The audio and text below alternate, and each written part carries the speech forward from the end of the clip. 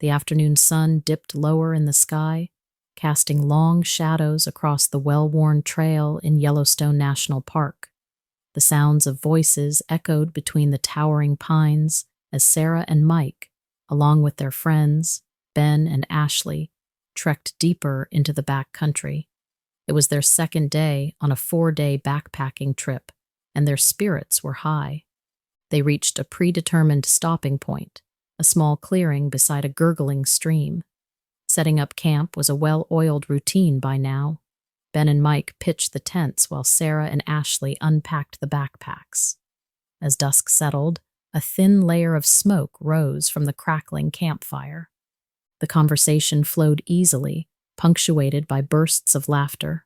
The topic eventually turned to local legends, with Ben, the resident history buff, filling them with tales of Yellowstone's hidden mysteries, from the boiling cauldrons of Old Faithful to the elusive giant trout rumored to lurk in the depths of Lake Yellowstone.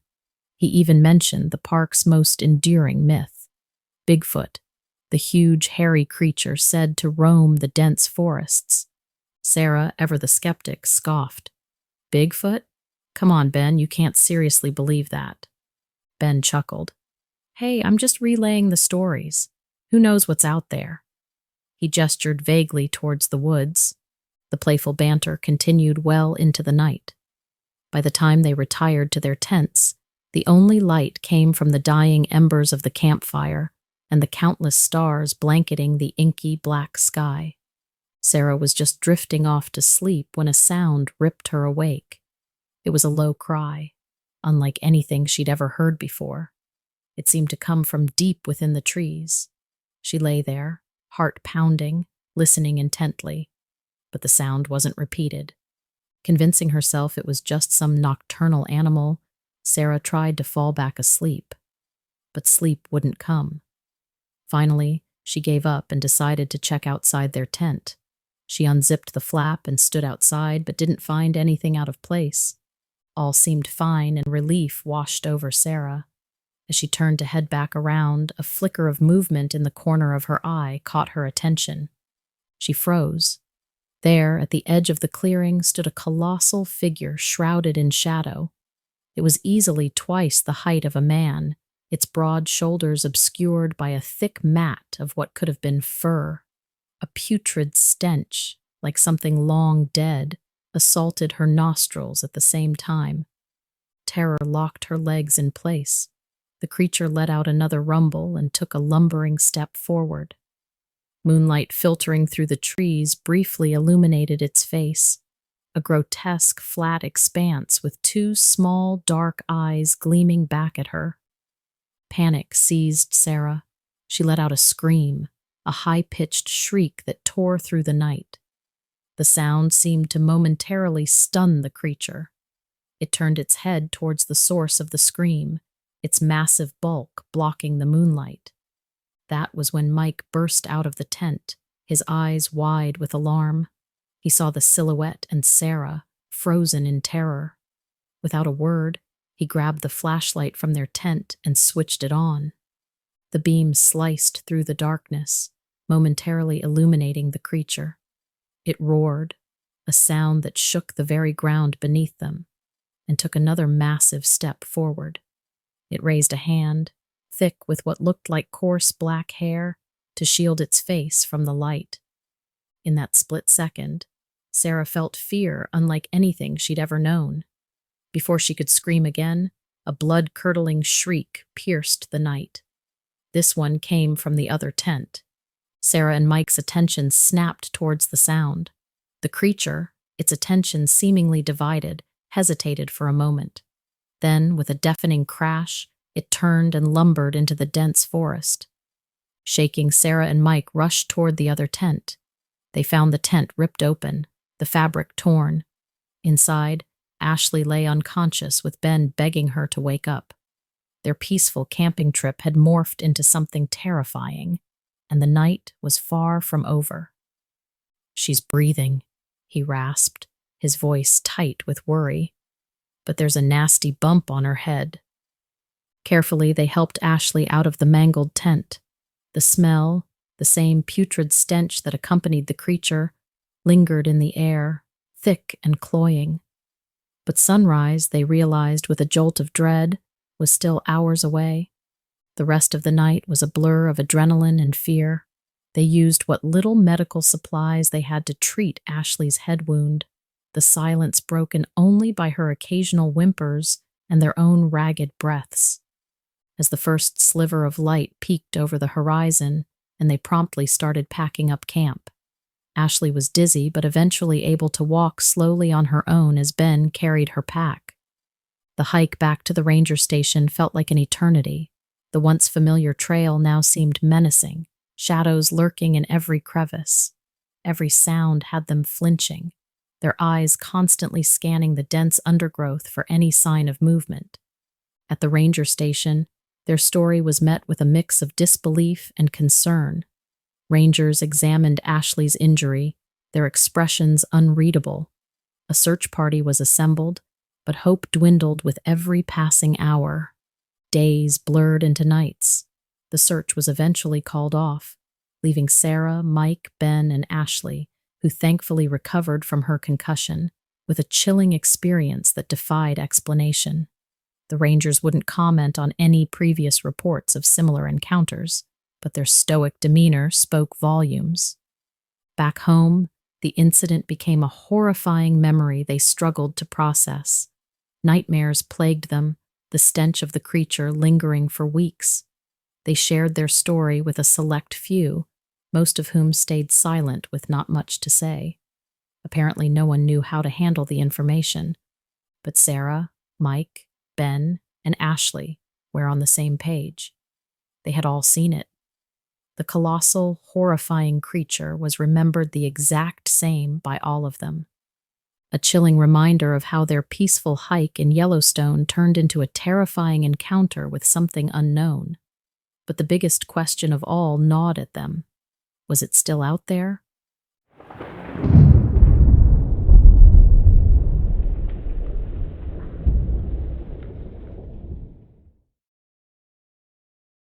The air in Hocking Hills State Park, Ohio, hung heavy with the dampness of a late September evening.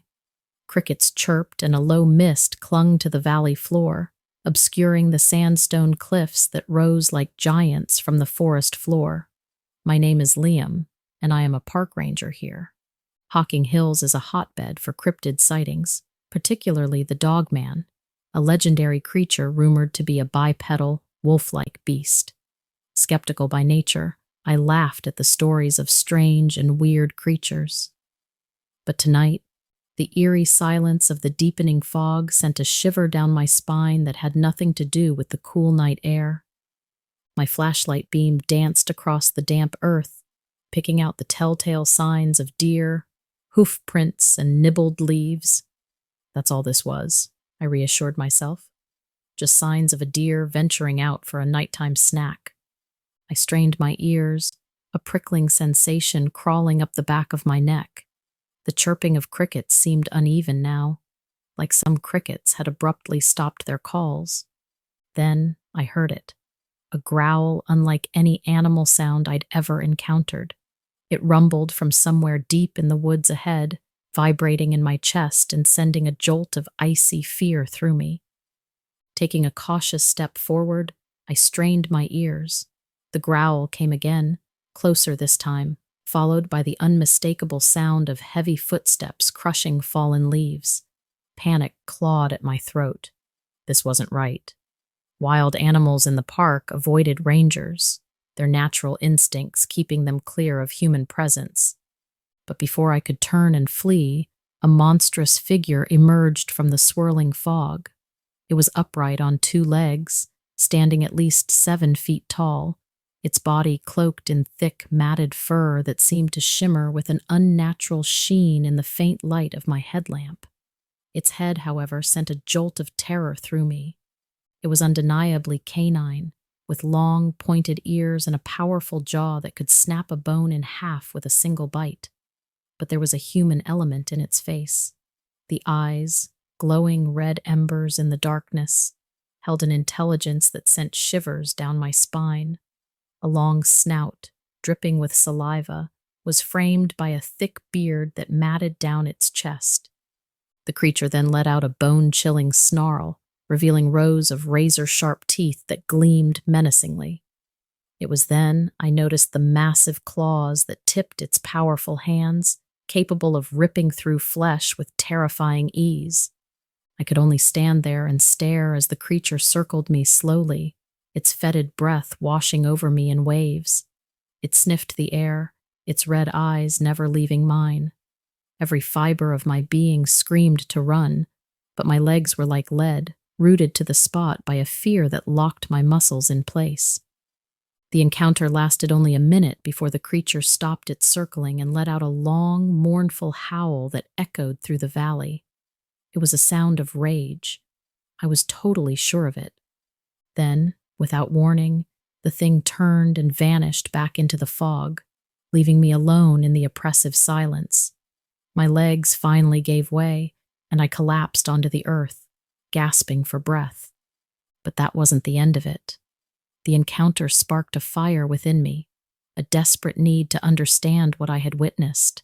I devoured everything I could find on creatures of the woods, looking for sightings, scouring online forums, interviewing veteran park rangers, and even venturing into the world of cryptozoology books filled with grainy photographs and eyewitness accounts. The deeper I delved, the more unsettling the picture became. Sightings of dogman-like creatures stretched back centuries, reported across North America from the dense forests of Michigan to the remote hollers of West Virginia.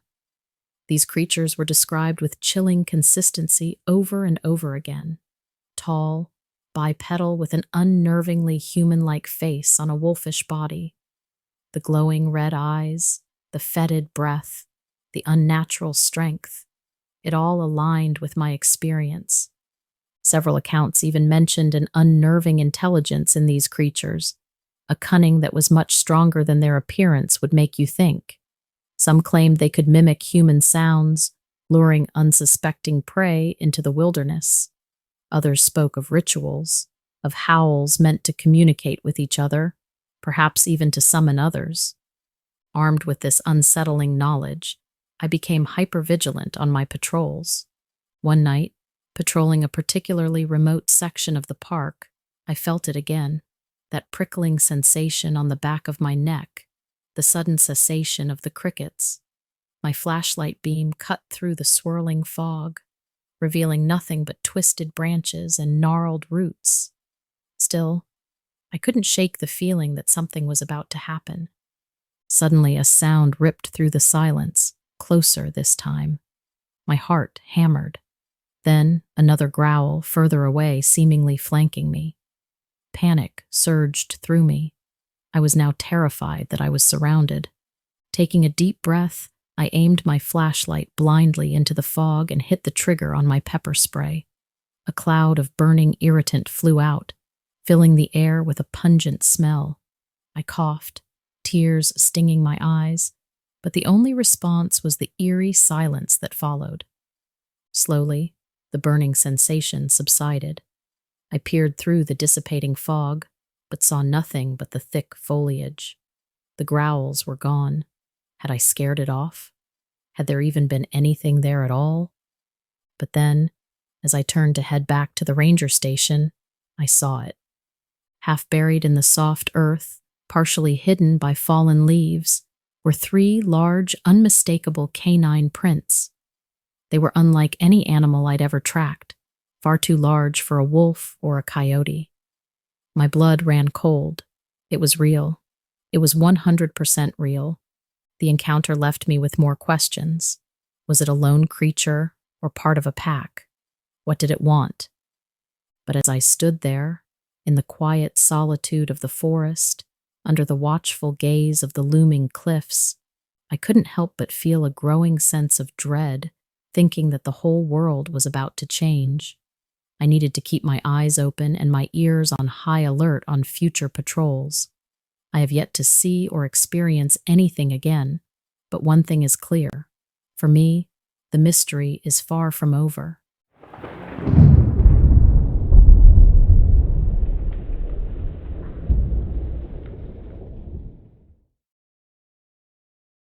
I want to share an experience that I had a while back. It was probably close to 2 years ago now. I haven't told anyone apart from those who were there. I guess I have a hard time believing it myself. It happened in Mammoth Cave, Kentucky. You've probably heard of it. It's the longest known cave system in the world. It's an absolute must for a spelunking enthusiast like myself. I've always been adventurous, always had this innate curiosity for exploring the unknown, the thrill of entering uncharted territories, the excitement of discovering something new. It's exhilarating. So 2 years ago, a few buddies and I decided to take a trip out to Mammoth Cave. We wanted the full experience, the unfiltered, off-the-path kind of exploration, so we opted out of the standard guided tours. It was kind of a test for us, to see if our skills and knowledge were up to par in a new place. The first day was incredible. Of course, we were prepared, armed with all the necessary equipment. We had our helmets, our handheld flashlights and headlamps, plenty of food and water, all the ropes and harnesses, pretty much everything. The darkness was a living thing down there, chewing up our light and muffling our sounds. It's a hard thing to describe if you've never done it before. Mammoth Cave, well, it lives up to its name. The place is huge, more so than you could ever expect, and intimidating in a very primal way. But as an explorer, that's what you seek out. You crawl through narrow passages, rappel into these deep chasms. There was only one thing about cave diving that I found eerie: the echoes. They would bounce off the interior rock formations and the tunnels, making you aware how small you really were. Exploring caves, it's not just about the thrill, but also the camaraderie. We stuck together, watched each other's backs, our lives quite literally depending on it. It's grounding in a way. It makes you feel a part of something bigger. That first day passed without a hitch, just us exploring the unexplored, like kids in a playground. But then, things began to take a turn. There was an odd feeling that we weren't alone down there. It's like that feeling you get when you're in a big, empty house, and you're sure someone is about to walk in at any moment. The unease between us was contagious but unspoken. I could see it in the way we huddled closer than necessary, how our jokes were now infrequent, the way we all glanced back into the inky blackness of the already explored caverns. Nobody wanted to say it first. They didn't want to be labeled the coward of the group. We all desperately wanted to go on this trip. This was what we came for, the adventure, the thrill, and hell if we weren't going to see it through. It was on the second day that things took a horrifying turn. The pulsating silence was replaced by an ambiguous whispering echoing through the caverns. I chalked it up to water dripping or wind outside. We went back to exploring, trying to shake off the eerie feeling from earlier, but something in the back of my head wouldn't let it go. On our exploration, we discovered these ancient inscriptions carved into a low-lying rock wall. There were strange symbols and pictures that none of us understood. Against the warnings of my racing heart, we stopped and examined them like a crew of archaeologists. There were crude images of what I can only describe as people, hunched over, fallen to their knees or prone, seemingly in a state of suffering or pleading, and among them, a frightening figure looming over the rest. It was clear this being was more powerful than the humans, but it was impossible to discern if it was good or evil. Perhaps it was something that was worshipped, or maybe feared. We speculated about who could have left such markings. Would it have been indigenous tribes, vagrants, or miners from a bygone era, or maybe just bored spelunkers like us? I had so many questions about the drawings. Were they giving a warning, or had they been asking for protection from something? As we moved further, what started as whispers began to sound like clicks, like heeled shoes on a linoleum floor, but higher pitched and faster. I thought it was my mind playing tricks, but the unsettling look my friends shared told me they heard it too. The clicking became louder, so loud that whatever its source must have been right next to us. And then, all of a sudden, it stopped. There was an unnatural stillness that followed. It put us all on edge. We started scanning the cavern with our lights, trying to find something, anything that might explain what was going on. And we did. Sitting deep within the cavern's opening was this creature. It had the form of a bald, hairless human. Its skin was pure white and so thin that you could see the outline of its organs beneath. Its limbs were too long for its body, and it sat there hunched over on the rocks. Its hollow, black eyes seemed to absorb the beams from our flashlights. The clicking was coming from its mouth. I wasn't sure if it was its teeth chattering or if it was creating the noise some other way. Just then, my buddy Adam tried to take a step back and stumbled over a rock, his flashlight slipping from his hand. It was as if this broke the tension between us and the creature. Whatever the thing was, it disappeared in the blink of an eye somewhere deeper into the cave system. In the ensuing silence, none of us dared to speak. The echoes of our frightful encounter lingered around us. What was that thing? Why was it there? Did it have anything to do with the cave drawings we had found earlier? We spoke little of it then and didn't speak at all of it on our way back. Our adventure had turned into a nightmare. I've lost my love of caves, and while sometimes I think fondly of them and have an inkling to go back, I remember that creature, and I wonder how many of them are out there in the caves across the world. Or maybe there was just the one. Who knows? Certainly not me.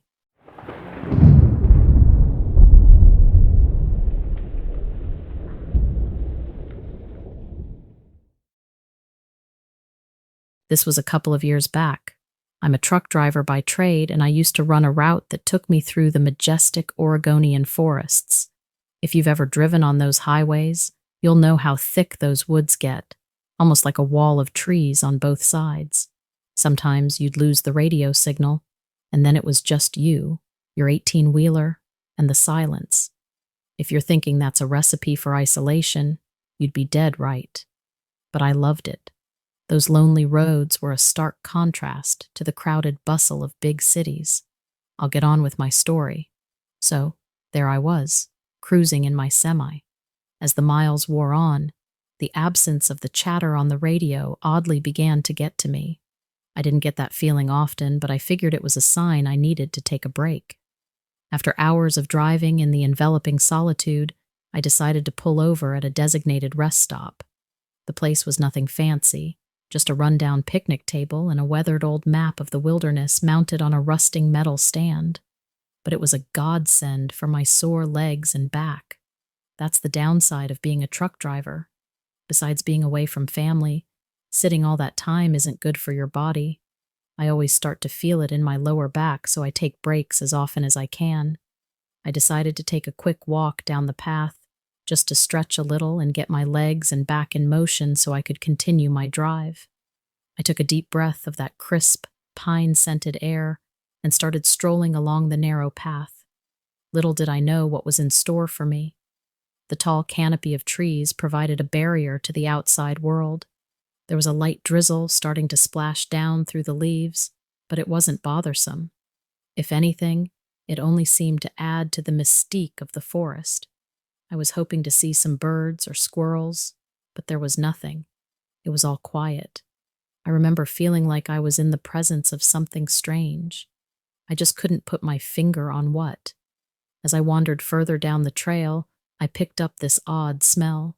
It was musty, rank, and, well, pretty nauseating to be honest. But earthly odors aside, there was something else that bothered me. The woods held an unsettling silence, the kind that makes your skin crawl. There was an eerie stillness that had crept in. It wasn't there when I had first stepped out of the truck. I knew that much. I moved off the path, into the dense foliage, thinking I'd probably get a few cool nature shots with my phone. Maybe not the best idea in an unfamiliar place, but I had so few opportunities to explore nature that I had to take advantage of it when I could. As I trudged deeper into the forest, the rain fell harder. In the distance, I thought I heard a strange noise, something I couldn't quite identify. It was some type of animal. It almost sounded like the howl of a monkey. Just as I was contemplating my next move, I saw a shadow move between two tall trees. It looked like a person had just walked past. But my truck was the only vehicle at the rest stop. There was no one else here. Before I could even comprehend what I was seeing, there was this loud thump, a dull, booming sound that seemed to vibrate through the trees. It was so loud that I felt it in the ground under my feet. The noise was so jarring, so sudden, that I instinctively jumped back, crashing into a low-hanging branch. My heart was racing in my chest, and I squinted through the thick curtain of rain, trying to get a better look at the cause of the noise.